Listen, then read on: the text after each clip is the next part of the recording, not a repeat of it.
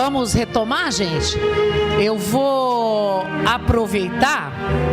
Eu falei que não ia ter tempo para pergunta, mas eu vou aproveitar a presença da professora aqui e vou compartilhar um pedaço da minha aula aqui com ela, porque eu gostaria de ouvir a opinião da professora sobre esta dispensa coletiva que nós vimos em algumas universidades, né? E a fofoca, eu não sei se é verdade ou não, que as universidades estariam dispensando empregados com contratos por prazos indeterminados para contratar pessoas para fazer o trabalho intermitente. Agora, eu fico imaginando se tem aquela cláusula restritiva, não é isso? Que Sim. Até 2020 você não pode recontratar como intermitente. E também se a natureza do serviço do professor seria compatível, porque tudo bem que na lei brasileira não requer estas características do tipo intermitência da atividade e interesse do trabalhador. Mas será que nas universidades, talvez num curso de mestrado, alguma coisa, doutorado, em que as aulas não fossem contínuas nem repetitivas, então, será que na universidade, será que o professor, porque nós tivemos o caso da Estácio, Sim. Tivemos aqui em São Paulo o caso da Metodista, e eu acho chato isso, sabe, professora, que esse pessoal que mais se interessa pela reforma é o que faz a reforma não dar certo. Porque tendo esse tipo de atitude precipitada, exagerada, abrupta, está dando munição exatamente para quem é contra, né? Porque isso vira exatamente um motivo para dizer que é ruim, é 100% ruim, ao invés de se deixar que o tempo vá construindo esse novo modelo, né? Então, eu queria ouvir a opinião da professora, enquanto os nossos alunos estão adentrando ao nosso auditório, e quem não chegar logo vai perder, o que ela acha desse movimento que aconteceu no Brasil logo após a aprovação da lei. Bom, de um modo geral, eu acredito que como a novidade chegou e ninguém entendia muito bem o que ia acontecer, o pessoal foi meio afoito, pelo menos para quem tinha a ideia, e a Estácio de Sá ficou aí na mídia durante um tempo. Bom, eu falei do Magazine Luiza, o menino de Relações de Trabalho do Magazine estava aí. Tem alguém aí da Estácio de Sá? Se eu já chamei antes. Acho que o grande problema foi que o pessoal foi muito afoito. Acredito que na área da educação a gente tem um problema mais sério, que é a qualidade do professor, né?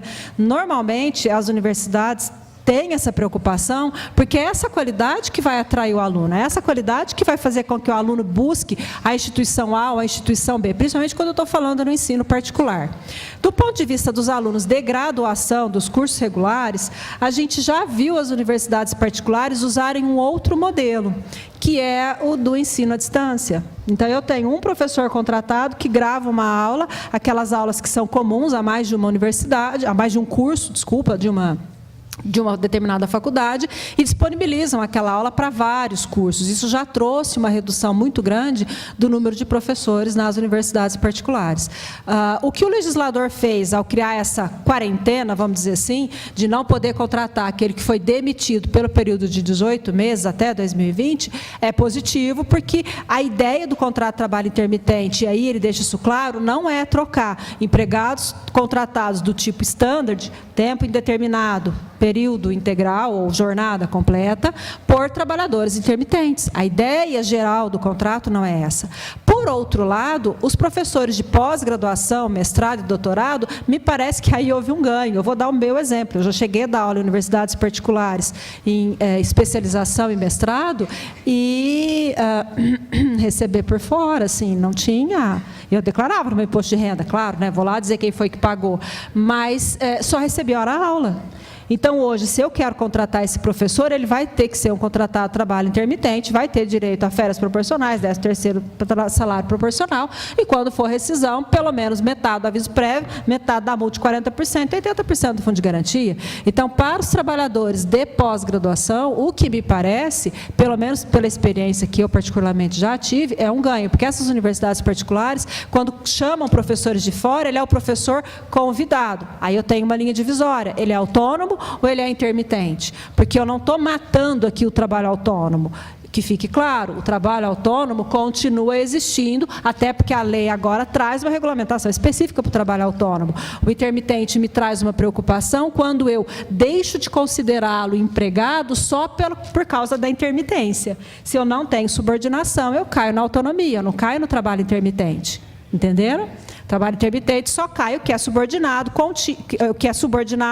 trabalha pessoalmente e tem onerosidade, que pode ou não, de um modo geral pela lei, não precisa ter a continuidade da relação de trabalho. Mas o autônomo não mudou. Confesso que me parece que, do ponto de vista empresarial, você jogar a educação só no contrato de trabalho intermitente é um problema muito sério. Até porque, normalmente, a aula é pessoal. Imagina, eu tenho uma aula de um professor que é específico para uma determinada matéria. Ele pode não ir. E eu posso não achar o substituto à altura. E se eu fiz a divulgação do curso contando com aquele quadro profissional? Aí o aluno começa a frequentar, aqueles professores nunca aparecem, porque era contrato intermitente, ele se recusou a ir. Porque ele pode se recusar a ir trabalhar, não caberia a responsabilidade da universidade, porque vendeu o gato por lebre? Claro. Então, eu não acho aconselhável, do ponto de vista empresarial, nem para a faculdade fazer esse tipo de contrato, e muito menos para o professor se sujeitar a esse tipo de contratação. Sim, para aqueles contratos que a gente sabe que eram precários, que por esse meio podem agora ser regularizados. Não percam de vista que não quero dizer que todo autônomo agora é intermitente. Não, autônomo é autônomo, intermitente é o subordinado que não tem continuidade. Tá? Muito obrigada. Acho que, trazendo um caso prático e atual, a teoria fica até mais concreta, né? Mais presente. Parece que com a aula da professora a gente começa a ter uma certa angústia, né? Meu Deus, e quando esses contratos chegam aqui, muita coisa nova que nós vamos ter que aplicar, coisas que não estão construídas ainda, né? Bom, por um lado, podemos pensar que é uma angústia, por outro lado, é um desafio. E, por outro lado, teremos questões novas para refletir, para estudar, para pensar, o que também traz uma motivação de construir esse novo modelo contratual, né? Nós estávamos muito, talvez, acostumados com 2 padrões. E agora nós temos, como muito didaticamente mostrou a professora, 3 padrões contratuais que um deles desconstitui um pouco o DNA dos 2 padrões anteriores, mas constrói um novo jeito de ver as coisas. E isso é muito importante quando se fala em mudanças, né? Nisso eu já introduzo a minha fala, porque eu não preciso de apresentação, todos já me conhecem, estou aqui toda semana com vocês e não vou perder tempo com a minha apresentação. Então, o que acontece com esses novos contratos de trabalho? Temos que vê-los com uma mentalidade diferente. Porque se enxergarmos esses novos modelos com a mesma cabeça, nós não vamos conseguir permitir nada, porque nós vamos enquadrar tudo. Outro dia falado, mas subordinação é controle? Gente, hoje todo mundo consegue controlar todo mundo todo o tempo.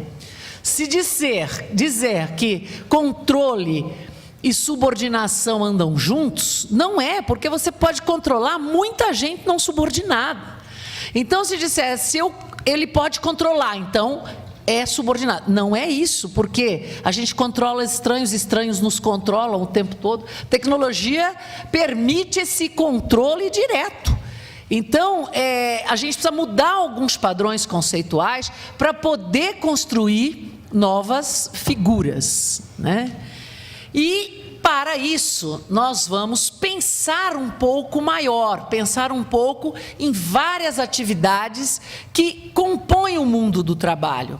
Porque se toda vez que nós pensarmos em direito do trabalho, nós pensarmos em vínculo empregatício, e nós pensarmos naquele trabalhador que está lá com hora para chegar, hora para almoçar, que tem que ser uma, hora para voltar do almoço, hora para ir embora. Não pode usar o WhatsApp no horário de trabalho. O feitor está do lado fiscalizando. Ele é sempre enganado, ele é sempre, não tem nunca poder nenhum. Ele é sempre a vítima em todos os pontos. Tudo que ele faz, ou ele escreve, ou ele assina, não tem valor. Nós estamos pensando em um modelo de empregado. Mas será que nosso Brasil, será que São Paulo, principalmente São Paulo, Minas, né? Só tem esse... Aí não está passando. Só tem esse modelo de empregado que é o que a gente pensa quando se fala em direito do trabalho? Temos que pensar só nesse. Aí eu fiz... Ih, voltou. Aí eu fiquei pensando hoje de manhã, quantas categorias de trabalhadores nós temos, só para abrir um pouco a mente, né, o tal do open mind, para depois a gente voltar para o específico, né? Olha, nos domésticos, nós temos aquele doméstico típico, que é aquele lá, cuida da roupa, da casa, da cozinha. Temos hoje os cuidadores, enfermeiros, né, as babás que sempre tivemos, que é uma atividade que está crescendo a cada dia. Hoje todo mundo trabalha, então cuidar de idosos, cuidar de doentes em casa tem sido algo muito comum. Temos os motoristas, né? Motoristas particulares, motoristas que levam as crianças para escolas em algumas categorias. Temos jardineiros, temos piscineiros, temos caseiros, temos organizadores. Outro dia eu subi no elevador, vi duas moças bonitas, uniformizadas, né? E estavam lá no meu condomínio e eu falei, vocês trabalham aqui? Ela falou, sim, somos personal assistant. Aí então eu perguntei a elas, falei assim, poderia me descrever o que é personal assistant? Ela disse o seguinte, que ela ia na casa, arrumava as gavetas, arrumava os guarda-roupas, né, dobrava tudo direitinho, fazia aquela organização. Gente, olha que bom para os homens, né? Ter uma personal assistant, que coisa legal! E é um trabalho que pode se fazer uma vez por mês. Tenho certeza que vai salvar casamentos. Não é? Vamos salvar casamentos contratando aqui uma personal assistant. E é assim, é trabalho por hora mesmo, é hora de trabalho, né? Babá, né? As babysitters que ficam para os pais irem para as festas, ou os pais têm um compromisso, em vez de falar ou vai o pai ou vai a mãe, não, vamos os dois. Não tem mais vó para ficar deixando a criança, né? Temos o dog walker, que a gente assiste aí toda hora por Higienópolis, aqui perto do tribunal, que a gente vê de gente com os cachorrinhos, né, passeando com os cachorros, porque todo mundo gosta de ter cachorro, mas ninguém gosta de sair para passear com eles, né? Ou não tem tempo, né? Chega em casa tão cansado, então contrata alguém para passear com os cachorros, né? Então a gente tem assim várias atividades, né? Aí pensei na indústria, que é aquele padrão, trabalha no estabelecimento, vai lá, cumpre horário, fica na máquina, né? Pensei no comércio, pus aqui o comércio físico, né? Que é aquela lojinha que nós vamos lá comprar, ou o shopping center, a pessoa está lá presente, mas também pensei nos vendedores online, né? Que é um tipo de trabalho completamente diferente daquele que a gente está acostumado. É aquele que vai vender online, tem o chat também, né? Que é aquele que vai atender as reclamações online. Então é um tipo de atividade. Tem o misto, né? Aquele que vai lá na empresa, faz um trabalho, mas também pode vender de casa, através do computador, tem também esta atividade. Tem o pessoal do transporte, que é um pessoal que pode dirigir o veículo da empresa, pode dirigir o carro próprio, os motociclistas, né? Tem os transportadores de coisas, de encomendas de um lado para o outro, tem o pessoal da construção civil, né? Os garçons, tem os professores, os personal trainings. Qual é o regime, né, que o personal training da academia ou particular ele tem? Né? O coaching, né? De vez em quando eu vou ao shopping, né? Não sou surda e sou obrigada a ouvir aí no shopping Higienópolis, ali na livraria da Vila, no Santo Grão, as pessoas conversando, bom, então quais os seus sonhos? O que você pretende fazer? Qual a sua dificuldade? O que você quer primeiro? São os coachings que estão ali trabalhando no café, dando aquela assistência para as pessoas que estão desorganizadas com a vida, não sabem o que fazer, foram mandadas embora, foram aposentadas. Então é um tipo de atividade que nós nós temos?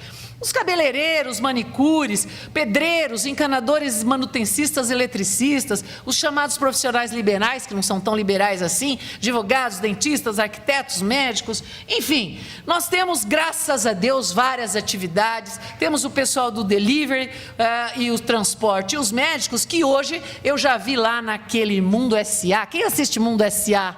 É um programa bem bacana, né? Porque aquele programa tira a gente da caixa. E aí eu vi outro dia que foi regulamentada essa questão do médico de plataforma. E você pega, então, perto da sua casa, vê quem é o médico, né, que está ali à disposição, quanto custa a consulta, você diz lá que você quer um médico na sua casa, e o médico, então, economiza a clínica, secretária, recepcionista, aluguel, condomínio, e pega lá um Uber ou o carro dele mesmo e vai lá te fazer uma consulta em casa, e você paga ali o seu médico que foi lá, né, ele talvez já deu um atestado também, se for o caso. Então, tem também hoje a função de médico trabalhando como médico de plataforma, atendendo você na sua casa. E algumas entrevistas diziam, não, foi muito bom, porque eu tinha que ir até o médico, aí o médico veio até a minha casa, o antigo médico de família que visitava a sua casa. Então, nós temos várias atividades hoje que foram crescendo. E o professor Amaury, né, já falava que estas atividades não cabem mais no sistema fechado de emprego autônomo. Então, que há necessidade mesmo da criação de outros modelos. Não sei quais são os modelos ideais para cada função.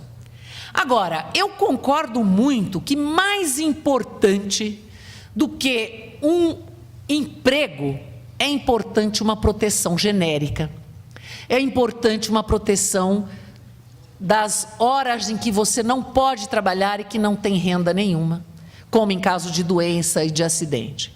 Então, eu imagino que se esta gama de trabalhadores entram num sistema previdenciário, um sistema de renda, de garantia, talvez essa questão de ter que ter um contrato típico venha a ser menos importante. E as coisas não precisam andar necessariamente juntas.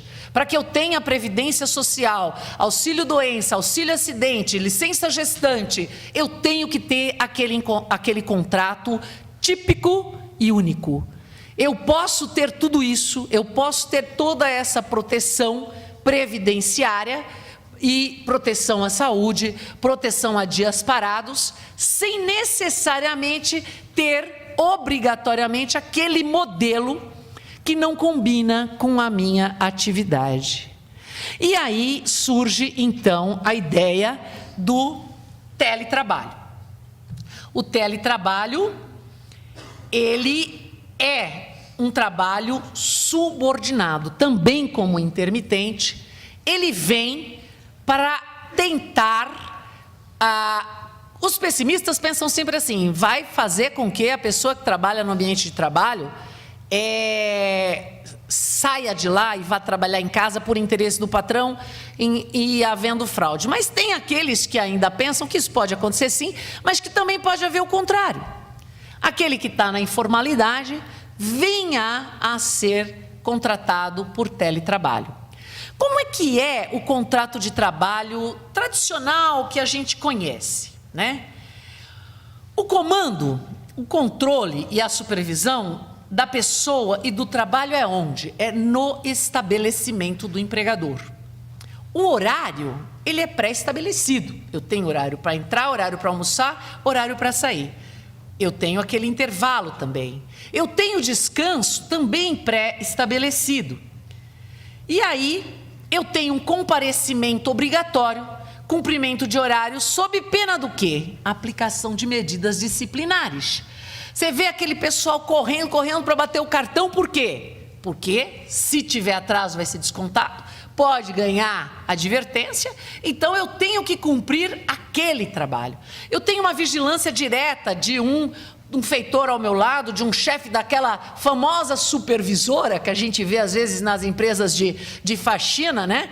Vê todo mundo lá limpando e tal, e vê uma lá mais uniformizada, diferente, né? Com a prancheta na mão, né? Quem é ela? Ela já subiu, foi promovida, ela é supervisora. Então, nós temos a vigilância da supervisora. E nós temos no ambiente típico a convivência obrigatória com quem nós não queremos. Todo dia eu tenho que ir para o mesmo lugar, para a mesma sessão, para o mesmo setor e conviver com aquele chato, ou com aquela chata, como diria a minha sogra, com aquela insuportável, né? Mas eu não tenho opção, porque se eu não conviver com ela, eu vou ter que sair do emprego, vou ter que pedir demissão, mas eu sou obrigada a conviver, não é? Gostando ou não gostando. Eu tenho um código de vestimenta, né? Nem vou falar sobre trabalhar de pijama, que é um pouco conflitivo aqui no nosso tribunal, mas eu vou falar sobre a questão de trabalhar com grandes decotes, de mini saia, não é mesmo? Com as tatuagens todas expostas, né? Eu tenho que ter um código de vestimenta adequado com aquilo que no ambiente em que eu estou trabalhando. Ele não precisa ser acima e nem abaixo, mas ele tem que ser adequado, não é mesmo? Isso mesmo se eu não for obrigada a usar uniforme, mas esse é o tipo de trabalho. E o foco no trabalho, ele tem que ser contínuo, porque eu ganho por hora. A partir do momento que eu desfoco, eu não estou trabalhando, e se eu não estou trabalhando, eu estou ganhando sem trabalhar, porque eu estou batendo papo, eu estou olhando o WhatsApp, eu estou sonhando, viajando na maionese. Então, o contrato de trabalho típico, ele tem que ter o foco contínuo. Eu tenho que estar lá, ganhando por hora, cumprindo horário e trabalhando. Muito bem. A disciplina, ela é imposta pelo empregador. Eu preciso ter aquela regra de conduta, disciplina sob pena de advertência, suspensão e justa causa.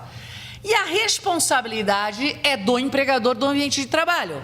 Então, eu preciso ter cadeira adequada, máquina adequada, iluminação adequada, ambiente adequado, porque a responsabilidade é do trabalhador, é do empregador. Ele é que me deu o ambiente de trabalho para eu trabalhar, ele tem que cuidar para que esse ambiente seja perfeito, risco zero, segurança total.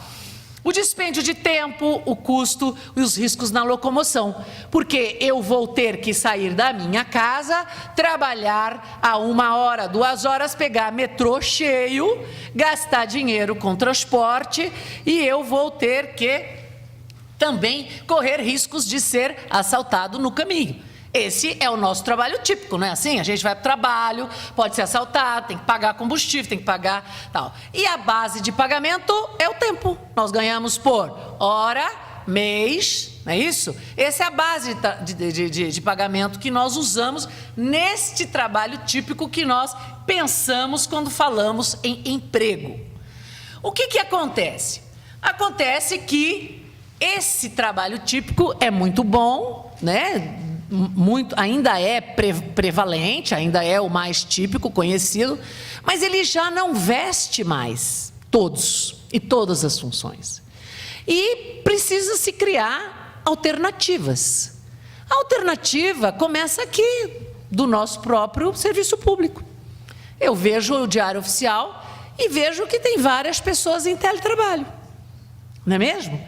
Então, no próprio serviço público se criou esta alternativa, porque talvez a pessoa renda mais em casa, talvez a pessoa ela fique mais à vontade para trabalhar, talvez a pessoa concentre mais, ela consegue levar o filho na escola, não levar.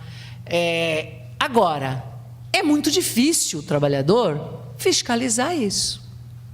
Vocês que fazem teletrabalho no serviço público, dá para o juiz, para o desembargador, dizer para vocês, olha, trabalhem lá das 11 às 19. Não. Se de repente seu filho precisa de você aquele horário e você vai trabalhar mais tarde, porque você rende mais, sua casa está silenciosa, ninguém vai poder intervir, porque nem você quer que tenha uma câmera lá para o empregador ver se você está trabalhando. O próprio princípio do teletrabalho é o trabalho sem a vigilância do empregador. Pode trabalhar de pijama sim, não tem problema, não tem câmera lá na sua casa, né? Pode trabalhar de short, não tem problema, porque é esta liberdade que você levou junto com o teletrabalho. trabalhar na sua casa, na hora que você bem entender, na hora que você estiver mais produtiva, porque agora você vai cuidar de você. Você vai cuidar do ambiente, você vai cuidar da sua cadeira, você vai cuidar da sua mesa. Passou para levar para você a sua responsabilidade sobre você, sobre a sua saúde. Eu estou imaginando que você quer cuidar da sua saúde. Estou imaginando que você quer cuidar da sua postura. Estou imaginando que você vai dormir, que você não vai passar a noite toda trabalhando. Por quê? Porque o maior interessado na sua saúde é você. E é você que sabe o que tem que fazer para cuidar dela, para amanhecer bem, para acordar bem. E você está sendo remunerado por tempo? Em tese sim, na prática não. Porque se eu não vejo quantas horas você está trabalhando, eu estou imaginando que você está trabalhando por tarefa, por atividade. Quantos votos, quantas você rascunhou, quantas sentenças você rascunhou. É isso que eu estou imaginando que você está fazendo no teletrabalho. Ou se você tiver um teletrabalho que você tem que estar online, plugado, durante o expediente, é um pouco diferente, porque aí você tem que estar plugado, trabalhando durante o expediente. Mas se não, se for para você trabalhar respondendo e-mails, você não precisa, você pode ter um prazo para resposta de 24 horas. Consultas de um hotel, tem vaga? Mandou e-mail, eu preciso responder. Eu tenho um prazo para responder, mas eu não tenho que ficar naquele número de horas respondendo. Então tem uma série de formas de se trabalhar que não tem necessariamente que cumprir horário. Agora, este comando e este controle e esta supervisão, que passa a ser diferenciado, ele começa a dizer que o comparecimento é desnecessário, o horário é autodeterminado, o seu intervalo é fixado por você mesmo. Olha só, na verdade, eu estou com fome agora, porque eu não tomei o café de manhã direito, mas eu não preciso esperar meio-dia para fazer o almoço. Eu paro, vou comer uma banana amassada com aveia, né, que as nutricionistas indicam às 10 da manhã, e eu vou fazer o meu intervalo. Por quê? Porque eu estou partindo do pressuposto que eu não estou sendo vigiado e nem controlado pelo número de horas. O meu descanso semanal remunerado. Veja bem, quem trabalha em casa e que quer trocar quarta-feira pelo domingo, dá para trocar? Dá. Se eu cumprir o prazo para entrega de serviço e eu achar que folgar domingo é um saco, porque o Parque Ibirapuera está cheio, o Parque da Água Branca está repleto, né? Mas eu quero folgar na quarta-feira, porque quarta-feira fica bem no meio da semana, para mim eu acho uma coisa agradável, vou no Ibirapuera, passo o dia com meu filho, eu tenho um outro jeito de folgar, então eu determino o dia da minha folga. Este é o espírito da liberdade e da autogestão do teletrabalho. Ou seja, eu trabalho onde eu quiser, nas horas que eu quiser, desde que eu entregue o serviço para o qual eu fui contratada dentro do prazo especificado. Então, me parece que é um modelo compatível principalmente com grandes cidades, compatível principalmente com esse trânsito terrível que a gente pega para chegar ao local de trabalho, com a insegurança que a cidade gera e compatível com essa máquina aqui, né? Embora tem teletrabalho sem computador também. Eles falam não é porque é de telecomunicações, é à distância. Eu posso trabalhar à distância. E eles chamam de home office, eu não gosto muito, porque home office parece quando o corretor vai mostrar imóvel, fala, olha, tem esse espacinho aqui que não serve para nada, né? Ele fala assim, você pode fazer um home office, né? Aí você põe lá uma escrivaninha, um computador. Eu prefiro o teletrabalho, que é um trabalho à distância, né? Então, no teletrabalho, eu posso escolher as pessoas com quem eu posso conviver, mais ou menos, né? Porque se eu trabalho em casa, não dá para escolher muito. Mas pelo menos aquele chato do departamento, que eu não aguento mais olhar na cara, aquele eu já fiquei livre, né? Eu posso escolher as pessoas com quem eu posso trabalhar. Liberdade comportamental e de vestimenta, isso é algo da sua própria índole, né? As interrupções sem punição ou controle. Se eu estou trabalhando na minha casa e eu quero parar, e agora eu quero ver um programa na TV, ou eu quero dar uma descansada, deitar, né, um pouquinho, tem a cama ali olhando para mim, que maravilha, eu vou deitar um pouquinho. Então eu vou lá, dou uma parada, interrompo, porque eu sei que eu vou ter que entregar. Agora, o que eu preciso? Eu preciso autodisciplina. E esta não é para todos. Eu já vi casos de muita gente que tentou fazer teletrabalho, deu tudo errado. Eu falando, parece que é maravilhoso, né? Mas, na verdade, não é para todos. Para ter o teletrabalho, você precisa ter autodisciplina. Você precisa ter autogestão, senão dá tudo errado. Para alguns dá muito certo, para outros dá muito errado. Eu preciso ter responsabilidade nos prazos, porque senão vai dar tudo errado. Eu preciso ter responsabilidade pelo resultado. Quem está acostumado a trabalhar olhando no relógio, deu tempo, deu, não estou nem aí, deu 5 horas, vazo, né? Não é pessoa que vai ser compatível para trabalhar, para cumprir resultados, não é mesmo? Então, eu acho que tem perfil e perfil de trabalhador. Tem alguns que vão se dar muito bem com o teletrabalho, e tem outros que não adianta, e que vai ter que fazer aquele sistema, trabalho dentro do estabelecimento do empregador, num determinado tempo, determinado número de horas, porque ele se força a concentrar. Se depender dele, não. Eu tenho que estabelecer um padrão mínimo de produção diária. Se eu não tiver um padrão mínimo de produção diária, eu vou acumulando. Não faço hoje, eu faço amanhã, não, vou deixar para o fim de semana. Ih, vem Páscoa aí. Aproveito na Páscoa, ponho tudo em dia. Não funciona. Se eu não tiver, eu posso trabalhar a hora que eu quiser, né? Advogado, por exemplo, gosta de trabalhar à noite, fazer petição, que bom, faz recurso, ótimo. Mas se eu não tiver um padrão mínimo organizacional por dia, minha vida também tornou um inferno, porque o serviço vai ficar. Eu tenho que ter normas para a execução do trabalho, e não para o tempo. Eu vou executar dentro de um padrão de qualidade, né? E não tenho normas para estar trabalhando durante o dia inteiro ou durante as 8 horas. Mas eu tenho norma para um padrão de qualidade. Não posso exigir ou pensar que você tem que trabalhar 8 horas na sua casa, ou 7 horas, ou 5 horas, mas eu tenho que ter um padrão de qualidade. Olha, você tem que atingir este padrão, você tem que atingir esse número de peças corrigidas, você tem que atingir esse número de vendas, você tem um padrão de qualidade que não é o tempo. Você pode ter outros padrões de qualidade para remunerar, que não é o tempo. A livre escolha do local de trabalho, né? Aqui em São Paulo a gente percebe muito no Starbucks, né? Tem gente lá com seu computador, tal, pega o cafezinho, modelo Starbucks, trabalhar num café é um modelo bacana que as pessoas que usam trabalhar online gostam. Vou uma musiquinha, tal, sempre chega alguém diferente para dar uma descontraída, tal. Então você pode escolher onde você quer trabalhar. E o custo da manutenção do equipamento, o artigo 75D novo da CLT diz que é conforme contrato. Eu achei engraçado, porque nessa jornada que teve aí, da Anamatra, eles falaram, não, quem tem que bancar o custo é o empregador. Gente, isso é detalhe. Isso é detalhe, porque quem trabalha com computador gosta do seu próprio computador. Isso é algo que fala assim, não, mas ele está usando o computador próprio para trabalhar na empresa. Gente, se o contrato dele prevê um ganho maior, não adianta você falar para ele, toma aqui esse PC. Ele fala, mas eu gosto de Apple. Não, mas eu comprei aqui, para todo mundo tem que ser PC. Não, mas eu gosto de Apple, eu quero trabalhar com o meu computador. Isso é uma questão contratual. Sabe, o empregador tem que suprir o equipamento, né? Tem gente que trabalha com o próprio carro, que é muito mais caro.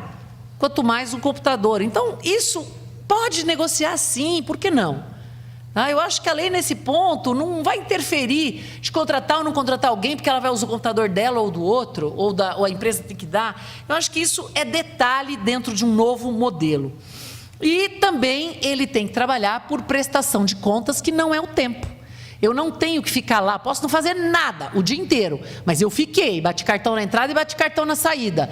Isso não é o modelo. O modelo do teletrabalho é a prestação de contas. Atrasou, Não importa quantas horas você trabalhou e que horas você trabalhou, mas você tem um padrão mínimo a seguir e que você tem que prestar conta, até porque estamos falando de empregado, estamos falando de subordinado. E como pode ser a base de pagamento do teletrabalho? Ele pode ser por produção, ele pode ser por tarefa, ele pode ser por projetos, ele pode ser por resultados. Você atingiu o resultado X, você vai ganhar sobre os resultados atingidos. Quantos clientes você conseguiu, você vai ganhar sobre os resultados. E ele também pode ser o tempo, né? Porque, por exemplo, ele pode ter sistema de plantão. Você tem plantão online, não tem? Quando você entra, fala chat de plantão, né? Você pode fazer as perguntas ali e a pessoa, naquele tempo específico, ela é obrigada a estar ali.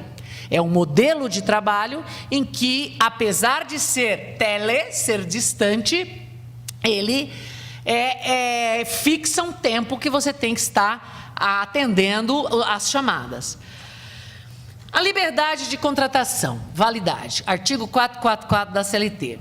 Liberdade de contratação com limites, condições iniciais e alteração por mútuo acordo aditivo no artigo 75C, parágrafo 1º da CLT. Então, hoje, a lei permite, se você trabalha na empresa, passar a fazer um contrato de teletrabalho. Sim, alteração.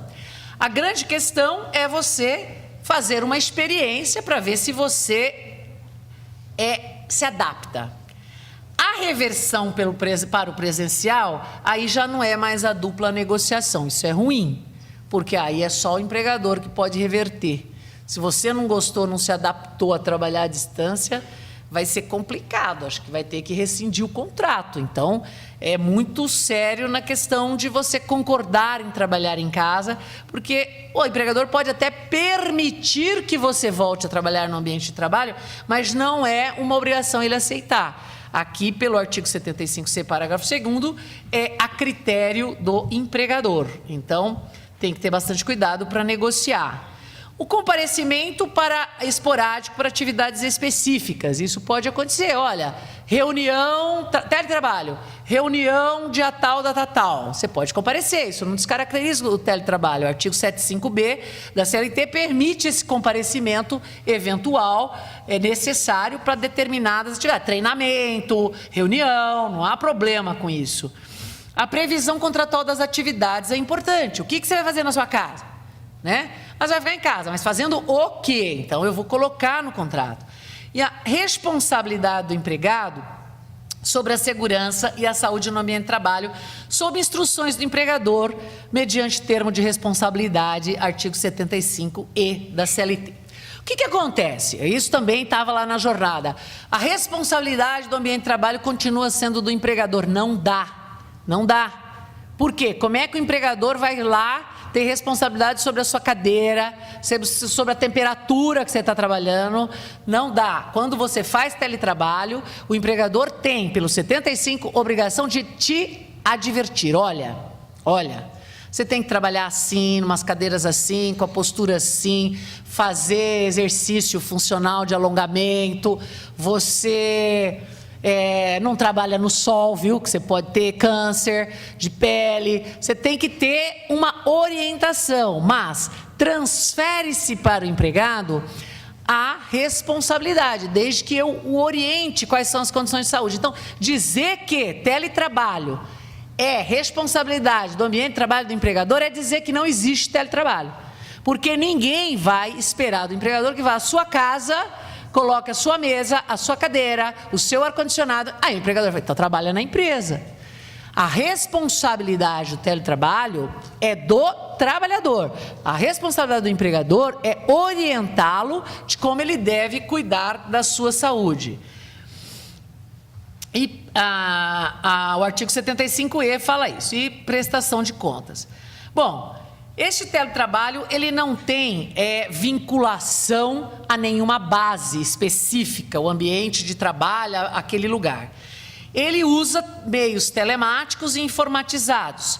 Você não tem que comparecer obrigatoriamente no horário de trabalho, você não vincula o trabalho ao local do cliente e você não se distingue entre trabalho realizado no estabelecimento do empregador, executado no domicílio do empregado, e o realizado à distância, desde que estejam caracterizados os pressupostos da relação de emprego. Então, mesmo no teletrabalho, com uma liberdade maior, que rompe esse conceito típico de trabalho que eu apresentei no início, ele continua subordinado, ele tem obrigações a cumprir. Ele não trabalha da forma que ele quiser, sem prazo, pelo tempo que ele quiser. Não, ele é subordinado. Mas as ordens é que são diferentes. As ordens seguem um novo modelo de se trabalhar. O parágrafo único diz que esses meios telemáticos e informatizados de comando, controle e supervisão se equiparam para fins de subordinação jurídica aos meios pessoais e diretos do comando, controle e supervisão do trabalho alheio. Então, os meios de controle, mesmo online, eles se equiparam, ou seja, ele continua sendo controlado, ele continua sendo subordinado dentro da distância, mas isso não significa que você vai levar uma câmera para sua casa, né?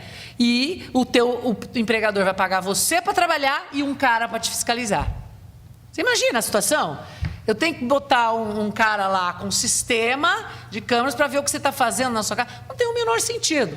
É um controle diferenciado. Um controle, por exemplo, o meu filho estuda numa universidade dos Estados Unidos, que para morar na universidade, ele tem que trabalhar em programação 40 horas por semana ou ele perde a residência. Você concorda que é um tipo de controle? Agora, que hora ele vai trabalhar? Ele escolhe a hora que ele vai fazer os estudos, fazer os projetos. Ele não tem um professor ou um tutor ali do lado dele ou com uma câmera vendo se ele está trabalhando, não. Mas ele tem o controle, porque na hora que ele entra na internet, no programa, o programa registra a hora que ele entrou e o programa registra e soma quantas horas ele trabalhou. Se ele quiser estudar, fazer os projetos menos do que as horas exigidas, sem problemas, mas ele vai pagar lugar para morar. Na universidade ele não mora. Entendeu? É uma consequência. Então, eu tenho um controle, este controle é através de meio informatizado, mas eu não deixo de dar a liberdade para você escolher a hora que você quer e está mais inspirado para fazer esse programa. Eu achei muito interessante que a doutora Eliana falou sobre a questão do jovem. Ela não quis dizer, mas é a questão dos mais velhos, né? Os aposentados ou os desempregados precocemente, que ainda não são aposentados. Isso é muito interessante, porque quem assistiu aquele filme O Senhor Estagiário, com o Robert De Niro, filme maravilhoso, ele mostra exatamente isso. Às vezes, né, o cara... É Robert De Niro, né? Robert De Niro. O cara já não está mais casando com o ambiente de trabalho, né? E aí o teletrabalho seria uma coisa bacana para ele, sabia? Eu acho o seguinte, teve um pai de um amigo do meu filho, que perdeu o emprego e ele não conseguia mais se colocar no mercado de trabalho. Então, arrumaram um trabalho para ele, que era teletrabalho, de testar algoritmos de computação. Isso foi muito legal, porque ao mesmo tempo que ele faz uma atividade produtiva, ele não se sente mais um cara deslocado do mercado de trabalho. Então, a gente tem que perceber que tem luvas para as mãos, né? Desde que haja realmente o respeito. É possível se trabalhar diferente, né? Nós também temos que pensar quais são as atividades que não podem ser abrangidas pelo artigo 62, que controla a hora de trabalho. Eram os que exercem atividade externa, os gerentes e agora também os empregados em regime de teletrabalho. Então, falar para mim em hora extra e teletrabalho, para mim não combina. Para mim, então, não existe teletrabalho quando se pensa em hora extra e usa esse item do trabalho externo que a jurisprudência construiu. Ah, mas ele era controlável, então ele tem hora extra porque ele trabalhou mais do que 8 horas por dia. A lei é clara de que, a partir do momento que você vai fazer teletrabalho, você vai ser remunerado de uma outra forma, cobrado de uma outra espécie, e não hora extra. Falar de hora extra com teletrabalho significa pegar um modelo novo e colocar numa caixa antiga. Eu acredito que o teletrabalho, ele mede o trabalho por outros requisitos e não pelo tempo.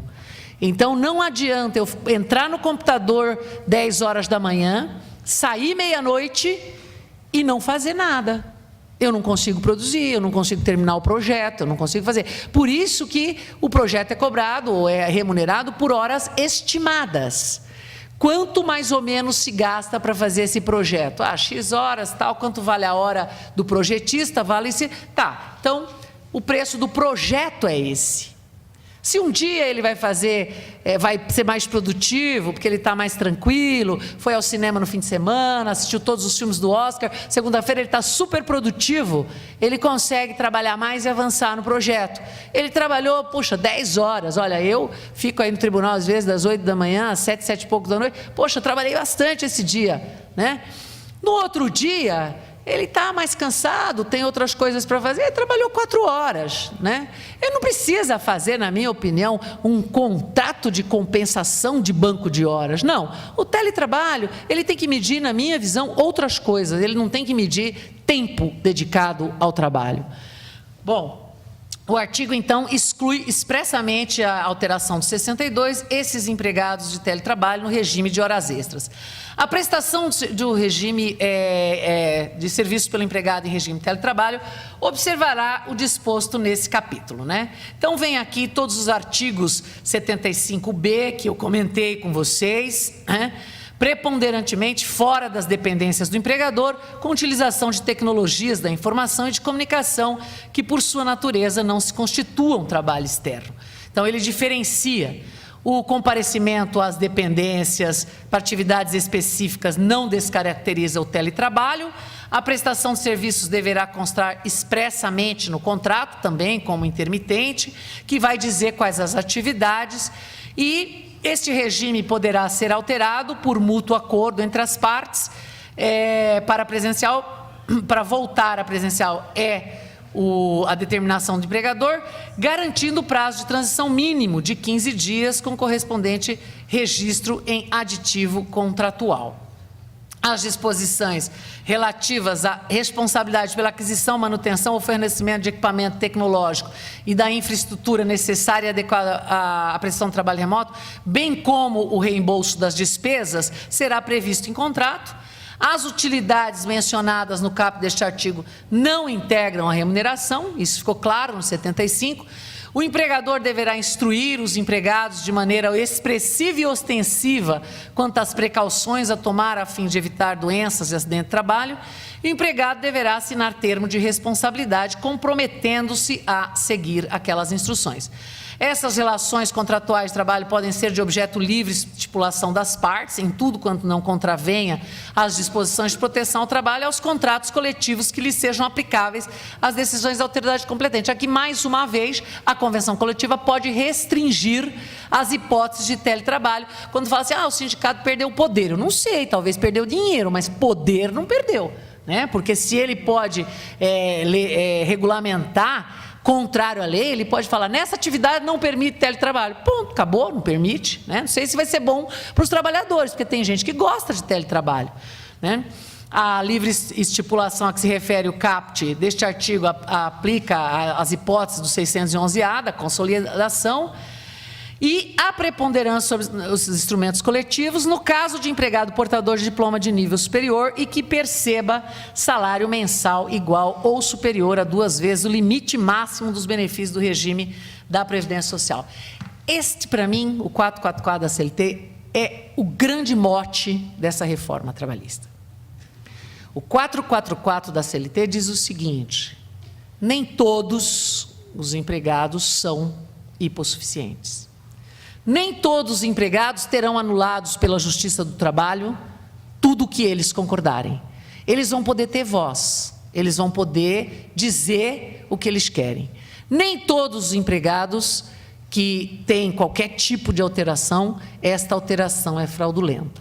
Bom, este é um pensamento extremamente neoliberal, porque nós estamos aqui para proteger todos os necessitados em condições de desigualdade que devem ser protegidos. Eu imagino que deve ser mais ou menos a mesma coisa que está acontecendo com os filhos, né? Porque à medida em que os pais perdem a autoridade sobre os filhos têm que aprender a se cuidar, não é mesmo? Eu estou imaginando um filho que vai estudar fora e que o pai instala um chip nele, né? Como o pai instala um chip para proteger o filho, e o filho, logicamente, sendo visualizado por uma câmera pelo pai o tempo inteiro, vai ser protegido em todos os ambientes. Pode ter até uma campainha, né? Na hora que o filho estiver indo numa festa e pegando um copo de bebida alcoólica, o pai toca, né? Eu acho que é uma forma de você proteger também, né? Agora, eu imagino, no dia que o filho arrancar o chip fora, como é que fica a situação? Eu tenho a sensação de que nós precisamos orientar para que as pessoas se protejam.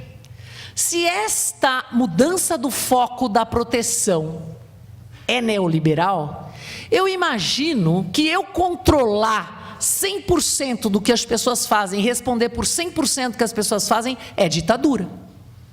É aquele pai que vai ser ditatorial o tempo inteiro, com o filho controlando onde ele vai. Agora, o que precisa é o filho aprender a se autogerir, a ter responsabilidade.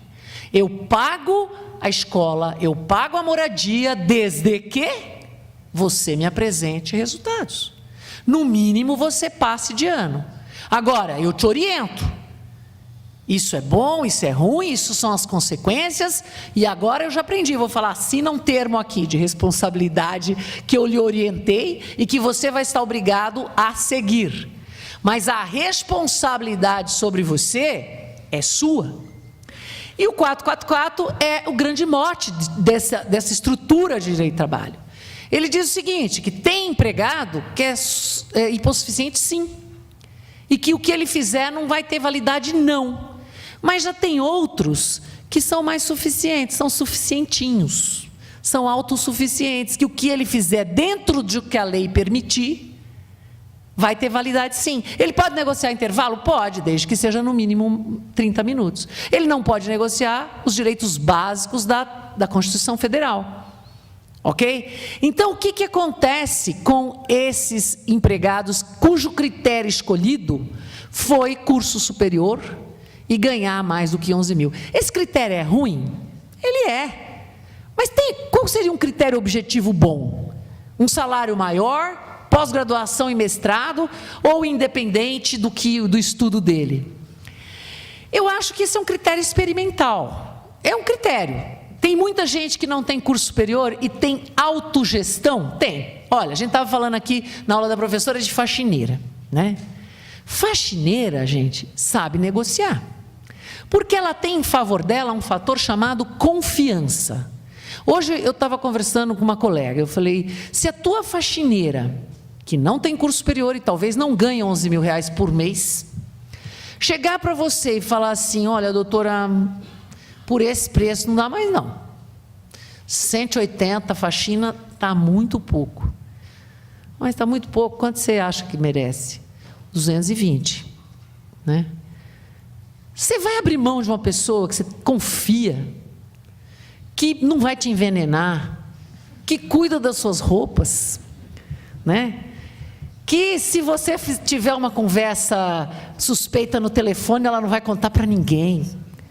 Não, por causa de 40 reais por dia, você não vai abrir mão. Então, o que eu quero dizer com isso? Eu quero dizer que tem profissionais que mesmo sem curso superior, que mesmo sem ganhar isso aqui, tem capacidade negocial. E tem profissionais que com curso superior, pós-graduação, doutorado, e ganhando muito mais isso aqui, não tem capacidade negocial. Sabe quem? Um gerente obsoleto. Um gerente obsoleto, ele não tem capacidade negocial, ele vai ter que se submeter a tudo. Por quê? Porque se ele não se submeter ao que o empregador quer dele, o empregador troca por um mais jovem, mais antenado. Então, o que eu quero dizer com isso? Esse critério, ele não corresponde à realidade. Ele pode ser quebrado pelo juiz? Eu acho que sim. Se mesmo com essas características, o juiz entender que o cara negociou algo ruim para ele, que o prejudicou, ele pode dizer que foi fraude, que foi coação. Então esse critério ele não é absoluto. Agora, dizer que o cara que negociou não trabalhar no sábado, por acordo individual, trabalhar meia hora a mais na semana para não trabalhar no sábado, ou trabalhar 1 hora a mais por dia para não trabalhar em dias pontes, é ruim, ele foi forçado a fazer isso, por isso o acordo não vale, é diferente. Por quê? Ele teve vantagens, vista a todos nós. Quem é que não prefere, em geral, claro, não quem tem compromisso naquela hora, buscar criança na escola, mas trabalhar 5 dias na semana e sábado ir jogar futebol, né? Sábado ir jogar dominó com os amigos, não ter que pegar aquele ônibus chato, aquele metrô cheio para ir trabalhar. Me parece que, dependendo do acordo individual, eu posso dizer, mesmo você tendo todas estas características, este acordo não é válido. Você ganha mais de 11 mil, você tem curso superior, mas o que está negociado aqui foi só para prejudicá-lo. Isso me parece que eu posso dizer que não é válido esse acordo em razão de uma coação ou de um prejuízo vital. Agora, dizer que tudo que negocia, mesmo depois que ele usufruiu, é ruim para ele e que ele não tinha capacidade negocial, me parece que a gente está voltando a um tempo e submetendo os empregados a essa incapacidade generalizada, né? Quanto mais incapaz você for, mais ditador eu posso ser, porque mais controle eu tenho sobre a sua pessoa. Então, para negociar o trabalho, o teletrabalho também precisa ter estas características. Bom, gente, eu fiz aqui para vocês um passeio sobre um tipo de trabalho diferente daqueles que nós estamos acostumados, apenas para quebrar um pouco este paradigma de que trabalho tem que ser sempre daquele jeito, do mesmo jeito, daquela mesma forma, dentro daquele contrato quadrado. E agora eu gostaria de franquear a palavra para vocês e podem fazer pergunta tanto para mim como para a professora Eliana, porque nós hoje temos tempo para debate. Por favor.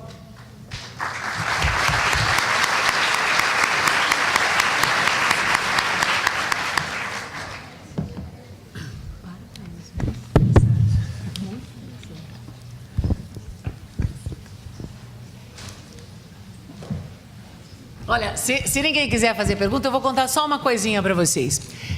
Eu conheci um estilo de trabalho que mescla os dois jeitos, que é o esquema Google de se trabalhar, né? Você vai ao ambiente de trabalho, mas você tem liberdade lá dentro. Vocês veem essas reportagens, eles têm lanches, podem jogar videogame dentro do trabalho, tem comida. E por que vai lá, não trabalha em casa? Porque eles querem socializar, eles precisam de gente. Mas eles não têm que necessariamente... Então, eu perguntei para o meu filho, falou assim, vocês fazem 1 hora de intervalo de almoço? Ele falou, mãe, como é que você pensa em 1 hora de intervalo de almoço? Eu falei, sim, para naquela hora, volta aquela hora. Aí ele fala, e pega o bandejão, entra na fila, é assim que você pensa? Eu falei, mais ou menos. Ele falou, não, mãe, a gente para comer a hora que a gente tem fome. E a gente leva o tempo que a gente quiser, descansando, jogando videogame, e depois a gente volta a trabalhar. Eu falei, mas por que você chega em casa tão tarde? Porque às vezes a gente para 2, 3 horas no meio do dia e a gente fica trabalhando até mais tarde, aí a gente foge do trânsito e vem no contrafluxo, é muito mais legal. Por que você não trabalha em casa? Não, porque eu gosto das pessoas com quem eu trabalho, eu gosto de ver, eu gosto de encontrar todo dia. Aí eu perguntei assim, e o fiscal do Ministério do Trabalho foi lá? Ele falou, não, pelo amor de Deus, o fiscal do Ministério do Trabalho não pode entrar num lugar onde o trabalho é diferente, onde as pessoas querem trabalhar de forma diferente, né? E é possível isso? É possível. Pode ser bom? Pode ser bom, né? Pode ser bom, é uma geração nova, é algo diferente, é um jeito diferente de ver a vida que faz uma mescla de liberdade e de estabelecimento do empregador, mas que lá dentro tem, nossa, mas eles estão sendo explorados. Não estão sendo explorados se eles podem parar e jogar videogame no meio do expediente, porque eles não tiveram nenhuma ideia criativa, naquele momento, eles precisam relaxar para ter ideias, eles não estão sendo explorados porque saem de lá às 10 horas da noite. Aí acordava assim, eu falava, ué, mas você não vai trabalhar? Ele falou, não, mãe, só vou às 10. Eu falei, mas por quê? Não, porque agora é muito trânsito, tudo muito cheio, deixa para ir mais tarde, né? Não tem estresse. Aí eu falei, ah, bom, então esse é um novo modelo? É um novo modelo, né? Que nós temos que também acolher dentro do direito do trabalho. Temos que ter uma proteção? Temos que ter uma proteção, mas não tem que ser necessariamente sempre do mesmo jeito, daquele jeito, como sempre foi, como a gente acha que é bom para todo mundo, porque pode não ser, pode ter um jeito diferente e melhor. Pois não, tem alguém com uma pergunta? Pois não. Boa noite. A minha pergunta para a doutora Eliane é: o empregado intermitente é um empregado, como os demais, e, como tal, ele está submetido às convenções coletivas da categoria. Partindo do pressuposto que a convenção coletiva não diferencie empregado regular de intermitente, a senhora entende que os benefícios concedidos à categoria, como cesta básica, plano de saúde, enfim, entre outros, seriam direitos do intermitente independente de prestação de serviço? Teria que prestar serviços? Como a senhora entende? Porque a lei não fala nada sobre isso, né? Na verdade, quando a lei fala lá que, ao fixar salário, por exemplo, ela diz que o mínimo observado aquilo que está fixado em convenção coletiva, ela já traz a convenção coletiva para dentro do contrato de trabalho intermitente. Agora, no modelo que nós temos, e não só o brasileiro, como os outros que eu estudei, ele só tem direitos enquanto está prestando o trabalho para aquele empregador. Se ele está num período de inatividade, nenhum outro direito lhe é estendido, ainda que direitos sociais previstos na convenção coletiva, a não ser que a convenção coletiva expressamente diga que aquilo é devido. Por exemplo, todos os trabalhadores têm direito à creche. Vamos imaginar que tem uma categoria profissional que estabeleça ali o direito à creche. Se ela não diferenciar entre o intermitente ou não, aquele trabalhador intermitente que está fora, está no período de inatividade, acredito que ele pode discutir em juízo, se para todos os trabalhadores sem distinguir. Agora, por exemplo, a cesta básica, que a gente sabe, por experiência própria, que ela está sempre vinculada à assiduidade, porque pelas convenções que eu conheço, dizem assim, se ele trabalhar X período sem nenhuma falta injustificada, ele tem direito, senão ele não tem. Eu acho que aí você não tem como estender. Agora, a pergunta é muito boa. Para aqueles direitos sociais que não distinguem um ou outro, a não ser que o pressuposto básico do direito previsto em norma coletiva seja a prestação de trabalho efetivo. Senão, eu vou ter uma zona cinzenta que eu vou poder trabalhar para direitos que não são econômicos, que são esses genéricos. Cada caso é o caso, mas eu insisto, eu acredito que de tudo que a gente viu na reforma, e o trabalho intermitente é um exemplo, a convenção coletiva ganhou muito poder, perdeu dinheiro, não tenho dúvida, mas ganhou muito poder. E o nosso grande desafio, eu falo que talvez, quem sabe, fica aí um convite para a escola judicial, eu sei que a gente não tem esse papel, mas eu falo que na minha escola judicial eu falei a mesma coisa, acho que a gente vai ter que pensar em qualificar esse pessoal que dá assistência para as entidades sindicais. Não cabe a gente. Poxa vida, mas a gente sabe disso pela universidade. A maioria nem tem direito coletivo. Quando tem lá um mês que o professor corre para dar no intermédio, direito individual e o direito processual, pouquíssimas pessoas no modelo brasileiro jurídico trabalhista são qualificadas para trabalhar dentro do direito coletivo, né? Fazer negociação é um trauma. Fazem uma convenção pela outra. Então, é difícil pensar, perdeu dinheiro, perdeu poder, porque dinheiro é poder, então esse pessoal se vê enfraquecido. Por outro lado, ganharam um poder imenso. Se tiverem noção do que é esse poder, do que ele pode ser feito dentro da negociação coletiva, para esse novo modelo, eu tenho um ganho muito grande. Para fazer um exemplo, o direito italiano há muito caminho assim. Muito do que nós temos lá está regulado pelo direito coletivo. A contratação coletiva é forte, ela traz direito para os trabalhadores, ela resolve muitos dos problemas que eles têm. A professora fala em teletrabalho, a gente já tem um modelo novo, que que é o Smart Work, o trabalho inteligente, que não tem nada a ver com teletrabalho, que acabou de ser regulado no modelo italiano e que é regulado totalmente por convenção coletiva. Aí sim, lá eu posso ter atividades fora da área telemática. Aqui a gente ainda usa o trabalho do domicílio, mas o nosso teletrabalho, como é tele, ele está lá no artigo 75C, né, falando de tecnologia de informação e comunicação. Posso estender, mas aí já vira trabalho a domicílio, não encaixa no teletrabalho. Mas o Smart Work, o trabalho ágil que eles chamam lá, encaixaria, mas tudo via negociação. Então, como você toca na tecla, eu acho que o importante é que se a gente sair daqui assim, já é um bom tamanho. Vamos ter que nos atentar mais às negociações, quando formos julgar casos práticos, olhar sempre, mas eu acredito que nós vamos ter que investir, para quem está na área acadêmica, por exemplo, ou mesmo para a escola judicial, de repente convidar esse pessoal para um bate-papo, para alguma coisa, porque vai ser interessante qualificá-los para eles entenderem a dimensão da responsabilidade que ele tem, e não ficar discutindo só a contribuição sindical, que é o pequenininho perto desse mundo que se abriu agora. Olha só, gente, eu não fiz isso de propósito, mas você vê aqui 2 mulheres falando aqui na semana do Dia da Mulher, né? Foi mera coincidência. Que bacana, né? A mulher ocupando o espaço que tem que ocupar, né? Muito bom. Diga, quem é o próximo?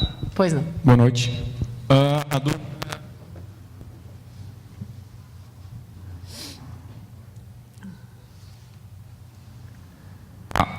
A dúvida é mais a respeito de uma possível, como que se pode dar a dilação probatória para efeito de julgamento sobre o teletrabalho para sobrecarga de trabalho, né? Enfim, o trabalhador pode levar uma mala de trabalho para casa e o empregador pode dizer, não, mas eu tenho outro funcionário que faz isso em meio período. Enfim, para efeito prático, na mesa de audiência, ou para efeito de instrução processual, como que se vai... qual o caminho melhor para se medir isso? Não, isso aqui... Se não é hora, né? Isso, se não é hora, como é que eu vou medir o exagero, né? Exatamente. Então, aí está se partindo do pressuposto que esse conteúdo é contratado, né? O conteúdo, ele não é imposto, ele é contratado, com base no salário que é contratado. Então, ele tem, vamos falar em projetos, né? Ele tem um determinado, ele é arquiteto, ou desenhista, ou designer, alguma coisa, esse pessoal que faz CAD, né? Ele tem mais ou menos, dentro da profissão, um número de horas que não é considerado sobrecarga, dentro de um determinado espaço de tempo. Por isso que eu falo, a tua capacidade negocial, ela vai existir de acordo com o seu poder. E quem é que tem mais poder? É quem domina mais o conhecimento, quem é mais necessário, né? A gente assiste, por exemplo, que tem muito empregador que não entende nada de computação, nada de programação, nada de linguagem, que ele, apesar de ter dinheiro, ele tem muito menos poder do que você que entende. E se você entende e ele precisa do seu trabalho, ele provavelmente vai anuir a tua imposição de limite. Então, se parte de uma outra concepção no teletrabalho, não se parte da concepção que ele vai mandar você levar para casa tudo que ele quer que você faça acima da sua capacidade de produção. Por quê? Porque tem um nível médio de produção. Né? Tem um nível médio. Aí já entra na questão pressão, na questão assédio, e isso tudo está dentro do teletrabalho. Por quê? Porque é subordinado e é relação de trabalho. Se você entrar numa rescisão indireta por excesso de trabalho, de cobrança, de metas muito altas, de prazo muito curto, você entrou numa outra esfera. Você não negociou e lhe foi imposto algo que você não tinha, o homem médio não tinha capacidade de contribuir, de corresponder. E aí você entra numa outra esfera, que é a esfera do desequilíbrio de poder. Entende? É que a gente está com a mente... E, gente, olha, eu fiz questão de dar essa aula hoje, bem quebra paradigmas mesmo, bem bombástica, porque o que eu vejo é que a gente não consegue pensar diferente. A gente quer enquadrar todo mundo na mesma forma de gesso. E estas medidas requerem da gente um pensar diferente. uma outra mentalidade. Ou a gente vai ter, para aquele trabalhador tradicional, as normas tradicionais, para aquele trabalhador de transição, umas normas de transição, e para o trabalhador diferente, normas diferentes. E ele vai ser tratado de forma diferente. A questão aí é uma questão negocial de poder. Agora, como disse a professora, substituir a mão de obra por robôs, trocar a mão de obra mais cara por mão de obra mais barata, trocar a mão de obra mais lenta e obsoleta por mão de obra mais rápida, não é o direito do trabalho que vai resolver. Não é o direito do trabalho, é a qualificação e é a renda mínima, me parece, e é a liberdade de trabalhar. Hoje nós percebemos como cresce o empreendedorismo. Hoje nós percebemos como as pessoas estão pensando em trabalhar por elas mesmas, para não ficar dependendo de empregador. Por quê? Porque ela podendo trabalhar no food truck, né, comprando o caminhãozinho dela, ir lá em frente ao estádio de futebol, né, vender sanduíche, para ela é mais interessante até do que ter que submeter à vontade do empregador. As pessoas estão mais livres, estão mais à vontade para encontrar atividades econômicas de sobrevivência, sem ter que esperar apenas pelo emprego padrão. O que nós não podemos é dizer a justiça do trabalho é só para emprego. Não, nós temos que trabalhar sobre outras relações também, nós temos competência para outras relações, a Constituição deixa claro, o 114 fala de competência em relação de trabalho. Nós podemos julgar dano moral com relação de trabalho sem emprego, nós podemos julgar outras relações que não sejam emprego, porque nós não vivemos de emprego, nós não somos justiça de emprego, nós somos justiça do trabalho, e nós temos que lutar pela proteção geral mesmo, né? Eu não estou pensando em reconhecer vínculo de Uber, não, eu estou pensando em que o Uber pode negociar uma proteção mínima de previdência social, uma proteção mínima de acidente do trabalho, recolhido pela própria Uber, de todo o trabalho que ele faz, uma proteção mínima para a licença gestante da mulher que dirige o carro da Uber, e que ela continue com uma relação de trabalho protegida, mas não tenha que ser necessariamente padronizada e engessada dentro do emprego brasileiro. Se ele tiver uma inscrição em que ele entre no sistema produtivo, ele pode ter outras vantagens e outros ganhos, como duplo emprego, como alternância de emprego. Vocês imaginam, será que todo mundo gosta de trabalhar a vida inteira no mesmo lugar?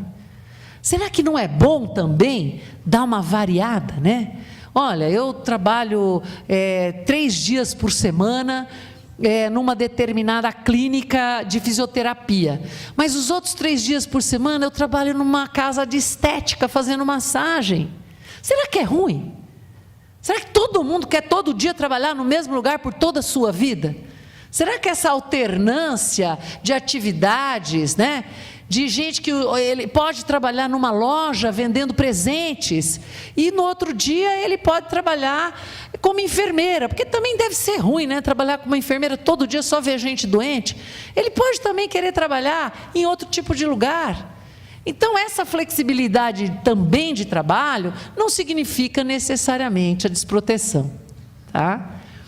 Gente, acho que deu a nossa hora. Mais uma vez agradeço a presença de todos e até a próxima quarta.